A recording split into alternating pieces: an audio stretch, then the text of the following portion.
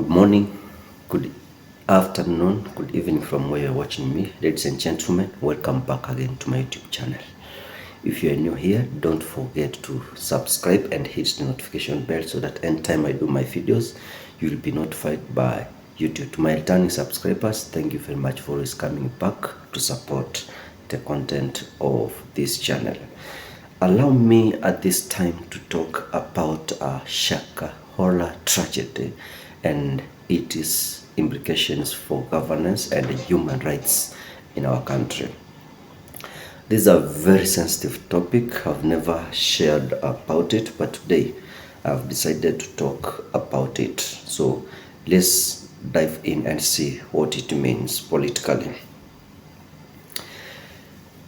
The Shakahola tragedy, involving the discovery of mass graves linked to a religious cult, has deeply affected our country.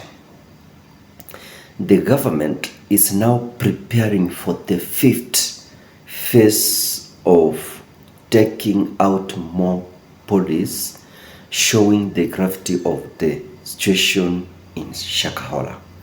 So this tragedy not only represents a horrific crime, but also brings up important issues about how the country is governed and how human rights are protected.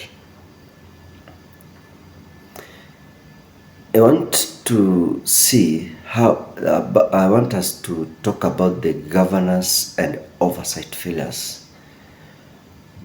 So this tragedy highlights significant failures in governance and oversight. The existence of a cult capable of committing such acts points to weakness in monitoring and regulating religious organizations in our country. It's alarming that such a group operated unnoticed for so long. So this situation, I can say that it demands a review of how religious activities are regulated and enforced to prevent similar incidents in the future. And when I look at the human rights and violations, the mass graves are a clear sign of severe human rights abuses. Many victims were likely manipulated into joining the cult. Let me say that many of the victims were manipulated to join this cult, so suffering great harm as a result. This tragedy, it also shows the need for strong human rights protections and public education about the dangers of some groups that are posing as a legitimate religious organization in this country. In the side of social and political impact, I look at this way and I can say that the social and political fallout from the Shakahola tragedy is significant. So public trust in the government's ability to protect citizens has been damaged.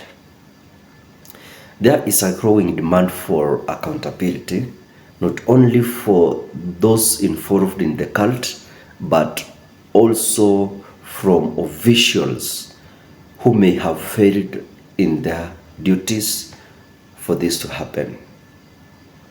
Politically, this tragedy could lead to increased scrutiny of the government and its policies.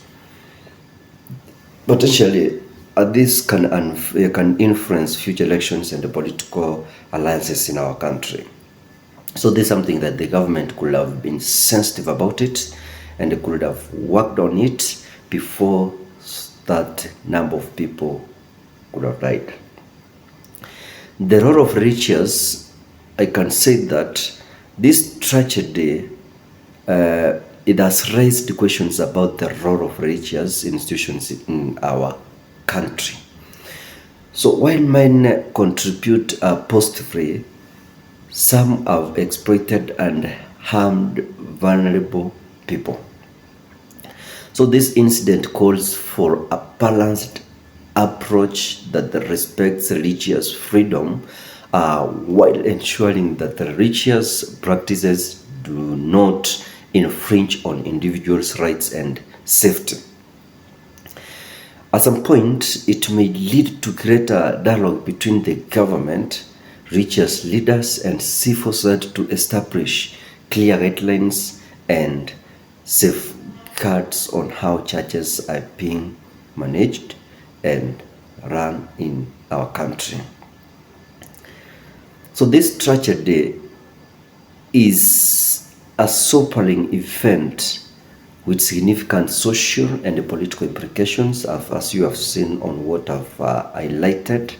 So I've tried to highlight some critical issues related to the governance, human rights, and the regulation of religious institutions. As the investigation continues, the government must address these challenges, ensuring justice for the victims and preventing future tragedies. Ladies and gentlemen, this is the end of this analysis. Don't forget to like, subscribe, and hit the notification bell for more insightful analysis on important issues like this. Thank you for tuning in, and see you next time.